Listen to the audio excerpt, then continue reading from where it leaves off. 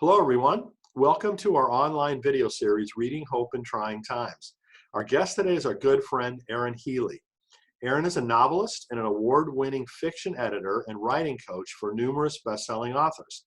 She's the owner of WordWrite Editorial Services and brings more than 25 years of experience to her editorial philosophy, which at its heart is about empowering stories to bridge the gap between authors and readers. Her books include such thrilling stories as Stranger Things, Motherless, and with Ted Dekker, Kiss and Burn. She lives with her family in Colorado, and I'm also happy to say that Erin has been a featured speaker at our conferences and also is a partner as part of the Writing for Your Life Writer Services team. So welcome, Erin. It's wonderful to have you with us today. Thank you, Brian. Always good to be here. Well, same here. It's always a pleasure to talk with you. It doesn't happen frequently enough, so it's a good thing that we have something like this to bring us together. We do. You're a busy man. Well, maybe you could start by just sharing, what the impact's been on you in this pandemic and what your reflections are on it. Sure. Circumstantially, my life hasn't changed that much, except that I have both of my children home. My oldest son is 22, and he's been furloughed from his job, as many people have.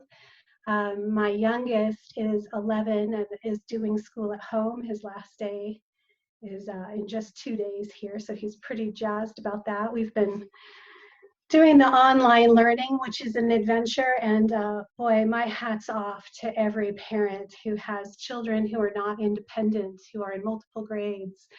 I have my hands full with an independent fifth grader, and thinking I am not a teacher, so I'm really grateful for his teachers and very full of admiration for other parents who are doing this. What an unexpected role to take on. So other than that, though, I've been working from home for 18 years. So, my life has continued in that manner, actually a little bit less stressfully since I'm not having to do all the running around associated with parenting these days. We've pretty much stayed put. Interestingly, the extra time has caused me maybe to be a little bit more reflective about just the state of our culture and specifically the state of our relationships with each other. And it's interesting because as we have become more isolated from one another, I think perhaps we've become a little bit more hostile toward one another.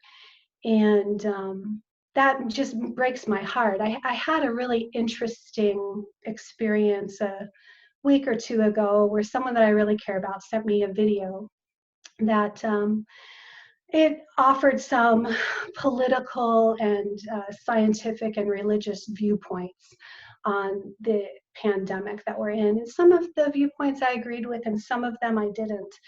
But it was really rather upsetting to me because I realized that as we become divided over the best ways to be in this situation, we're becoming more polarized. And astonishingly, those of you who are writers and work with words, I realized we're using the same language to talk about each other. We say that people who hold differing viewpoints from us are maybe ignorant or narrow-minded, or we say they're afraid, they're governed by fear, they listen to propaganda. And it just creates this very tense hostility toward one another that grieves me.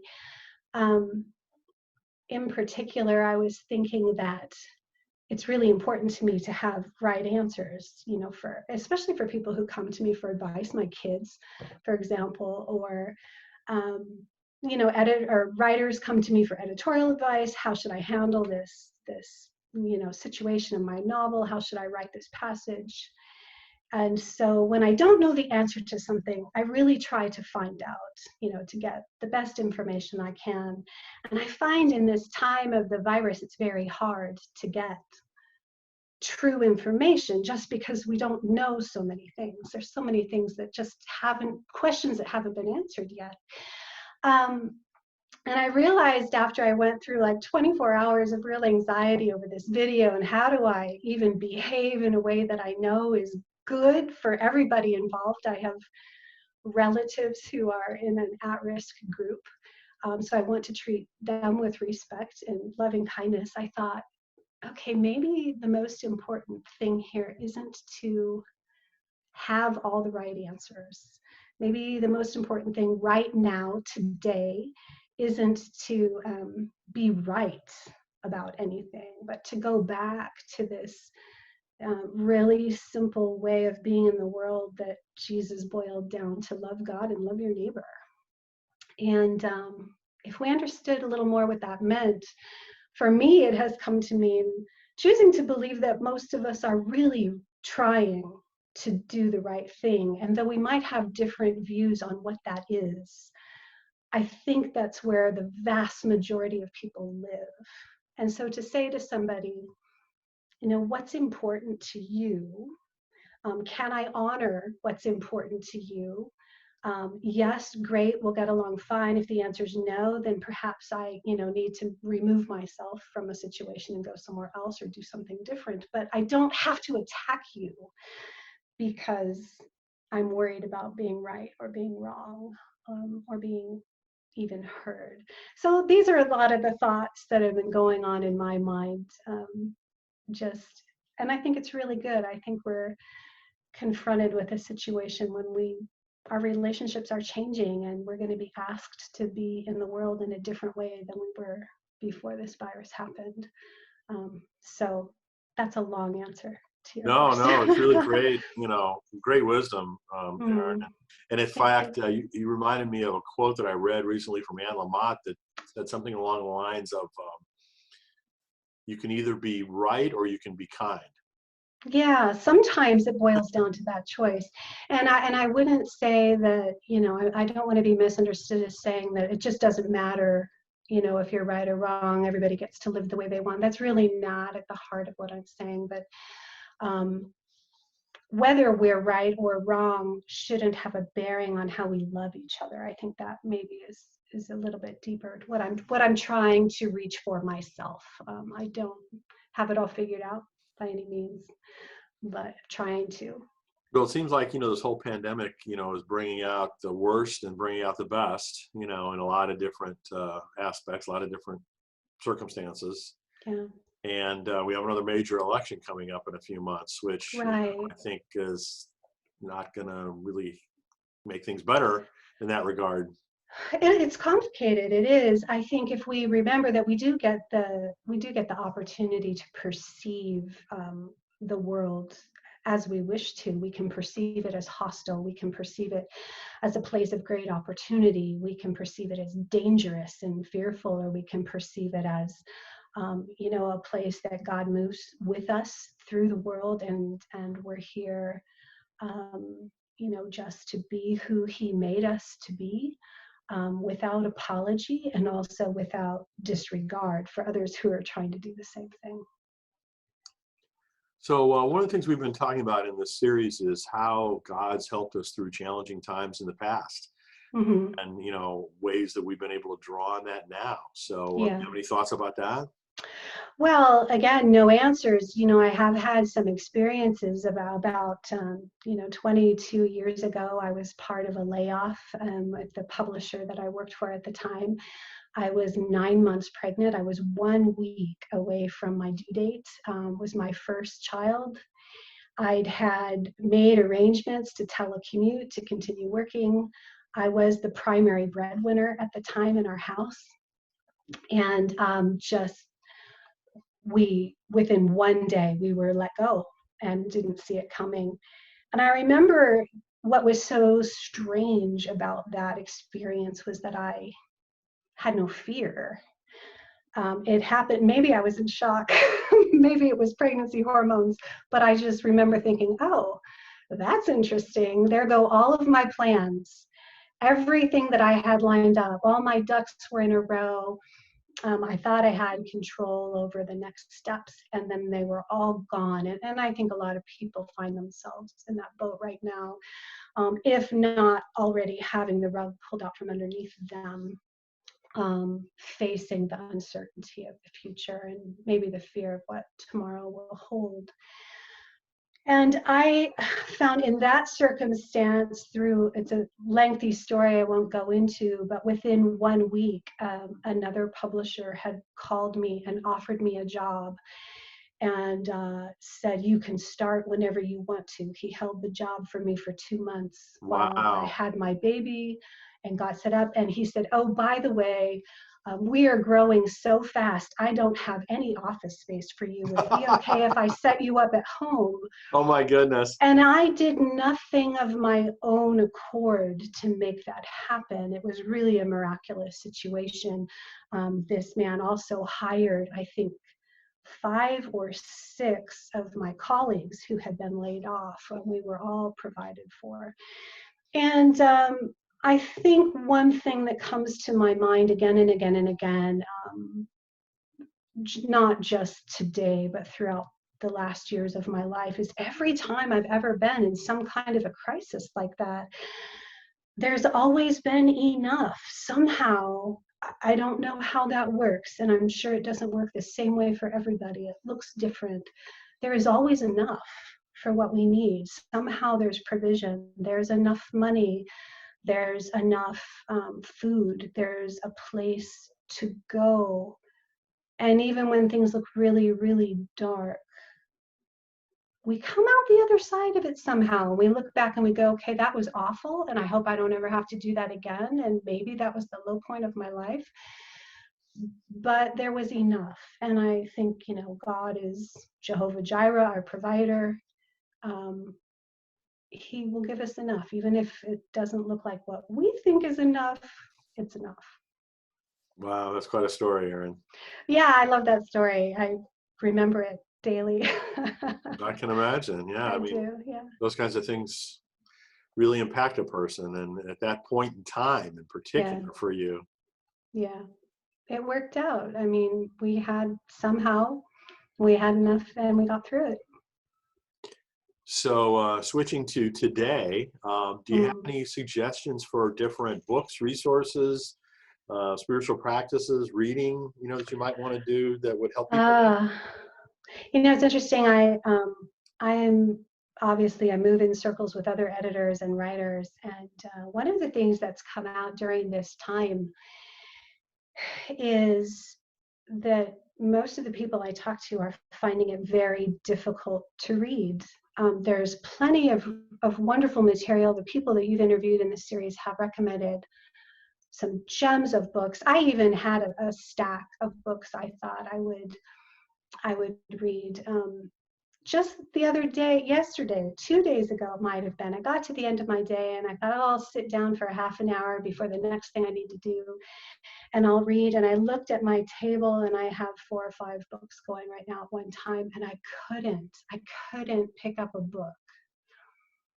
I don't know what that was about. It's some kind of exhaustion that's really, really deep. Wow. And so I think what I would say to people, I hope this doesn't contradict the purpose of your series, but if you can't read, it's okay. And I think your audience in particular, they're word lovers, they're book people, they're writers. We love the written word, and I don't think that will ever go away. But if in this time of crisis, you just have to sit and look at your stack and go, I can't crack the spine today, that will be all right. And to use this time perhaps to reflect on something else. I've written 10 novels, but it has been about 5 years since I finished my last one, partly because my creative well had run so dry. And one of the things that's happened in the last 2 months that really surprised me was during one of those times when I was just, I can't read another word. I've been reading for work all day. I have nothing to read for pleasure or devotion right now. I got an idea for another book and spent a day just writing down as many things that came to mind. And that opened up, that space has opened up in time that I would have been reading. So one isn't better than the other per se, but Yeah, I hope that's not a cop-out answer or No, no, of course disappointing. not. I mean, we're talking about reality here. We're not talking about, Yeah. what we wish or whatever. Yeah, well, I think, there's interesting in this time, a lot of us has felt like, oh, I have more time on my hands. I'm at home with, I should be doing this. I should be doing that. This is the time to read all these books I've wanted to read. This is the time, the should. And yeah, maybe we can give those up. Yeah, I mean, it's like there's a lot of folks who have been having trouble writing. I've heard Yes, that more. yeah, similar more, issue. more than I've Hmm. had, heard people having trouble reading. But I mean, I think, some of that, just the concentration level, I mean, Yes, kind of exhaustion. concentration, absolutely. I think there's something to a disconnect where our immediate circumstances, our immediate concerns have come to the forefront of our minds in a way. They're magnified right now. They're imminent. They're right up front, close to us, and yeah, that's a distraction. And sometimes, written words will speak to us. Sometimes we can't concentrate. So Well, I know that that kind of phenomenon was true for me too when I made the decision to cancel or postpone all my conferences for this spring. yeah, You yeah, know, basically for a period of a few days there, I really couldn't do anything else besides right. all of the logistics, associated with doing that. Hmm. I couldn't concentrate really on anything else because that was Yeah, hanging over my head. I have to figure out how to do this, how to just communicate to everyone and yeah, try to, figure out, okay, what do we do instead, or whatever. yeah, Um, right. and so, I think, like you said, that we're all kind of going through different periods of time where there's something that's kind of taking priority mentally or Yeah, emotionally or logistically, where we just have yes. to pay attention to that, and you can't do a lot else during that time. You can. And sometimes, interestingly, and I'll speak for myself here, sometimes I turn to books for answers that I really don't need to get from books, but from within or from those periods of silence and reflection. And I realize, for me, for people like us who I don't watch much TV, but I constantly have a book in my hand, the book can be the same sort of distraction from the still, quiet voice within us, from that those times that we have with God where He's maybe wanting to say something to us. And He definitely does, I believe, speak through the written word. Absolutely. Other times it's just through our own silence. So we have opportunity to hear what we might not otherwise. So I would just encourage people to, learn to feel comfortable listening to, the Spirit's voice within you, because there's just as much treasure there as there might be in a book. So, Erin, I think you did have one thing that you were thinking about reading for us. So, would you share that with us? Absolutely. This is a poem from John Donahue. He was an Irish poet who studied Celtic spirituality, and this book is called To Bless the Space Between Us. It's a wonderful book of blessings that we, for us to speak to one another at various life opportunities. And this one is called For Love in a Time of Conflict. It's related to what I was sharing at the opening of our time together. Um, that I just really loved how he captured this potential that we have in this moment right now. When the gentleness between you hardens and you fall out of your belonging with each other, may the depths you have reached hold you still. When no true word can be said or heard, and you mirror each other in the script of hurt, when even the silence has become raw and torn, may you hear again an echo of your first music. When the weave of affection starts to unravel and anger begins to sear the ground between you, before this weather of grief invites the black seed of bitterness to find root, may your souls come to kiss. Now is the time for one of you to be gracious, to allow a kindness beyond thought and hurt, Reach out with sure hands to take the chalice of your love and carry it carefully through this echoless waste until this winter pilgrimage leads you toward the gateway to spring. I just thought that was Beautiful. very, very hopeful. Yeah. Very appropriate for Something our for us time. to aspire to. I hope so. Yeah. Cool. But this is a great book to read. And you can read it in small pieces, one page at a time. There have been several folks that have, kind of talked about poetry, I being love something that, poetry. is more meaningful to them now. Even and writing poetry too sometimes. Yeah, it's digestible. The wonderful poets are also metaphorical. They give us images to hold on to and carry with us. I like that. Super. Well, Erin, thanks so much for joining us. Really great to see you and talk with you again. My pleasure. Thank you so much, Brian. Yes. Well, thanks for being part of this, and best wishes through the rest of this whole experience. And to you too.